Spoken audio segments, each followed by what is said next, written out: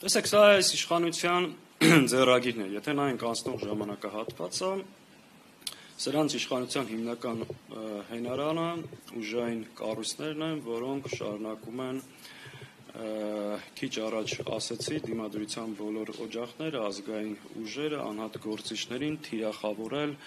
քրեական գործերով փորձել կաշկանդել, որպեսզի պահեն իրենց իշխանությունը։ Մենք մեր մարտավարությունը, այսպես ասած, մասնակցելու ենք ազգային ժողովի այդ նիստին, այդ նիստի ընթացքում դուք կհամոզվեք, որ դա ամբողջությամբ ապօրինի կեղծ մի գործընթաց է, իսկ ինչ վերաբերում է գլխավոր դատախազի հերթական այս նախաձեռնությանը, մեկ անգամ ևս պետք է փաստել, որ գլխավոր դատախազը շարունակում է մնալ Նիկոլ Փաշինյանի օգնականի կարգավիճակում եւ այդ կերպարից չի կարողանում դուրս գալ, եւ գլխավոր դատախազը իրականում ոչ թե պետք է քրեական հետապնդում հարուցեր Արծվիկ Մինասյանի դեմ, այլ պետք է գլխավոր դատախազը ընթացք տար Արծվիկ Մինասյանի կողմից